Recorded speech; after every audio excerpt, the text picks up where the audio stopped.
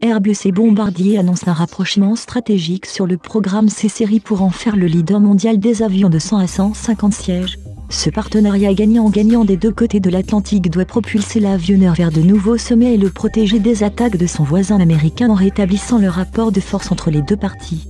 Aujourd'hui, mardi 17 octobre, les représentants de Bombardier étaient à Toulouse, en France où se trouve le siège d'Airbus pour finaliser l'accord de rapprochement sur le programme C-Series. L'occasion pour le constructeur canadien de poser pour la toute première fois un avion C-Series à Toulouse-Blagnac, fief historique du constructeur européen. Le constructeur européen met un pied dans la bataille commerciale entamée entre le Canada et les États-Unis. Le programme C-Series va pouvoir bénéficier de la force et de la crédibilité du groupe Airbus qui mettra à disposition de ses partenaires canadiens son expertise et son puissant réseau commercial.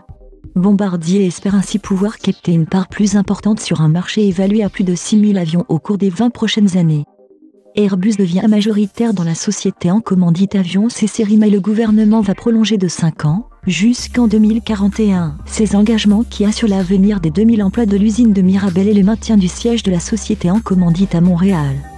La croissance du marché des avions C-Series justifie la création d'une deuxième chaîne d'assemblage final à Mobile, Alabama, près de celle destinée au A320 d'Airbus, mais l'usine d'assemblage principale des C-Series va demeurer à Mirabel. Si les commandes sont au rendez-vous dans les années à venir, Airbus est engagé à installer prioritairement une ligne d'assemblage supplémentaire à Mirabel. Pour le gouvernement du Québec, qui rappelle que sa signature et son accord sont nécessaires à tout changement dans l'entente de continuité, l'objectif de continuité de l'activité et de maintien de l'emploi au Québec jusqu'en 2041 est pleinement atteint.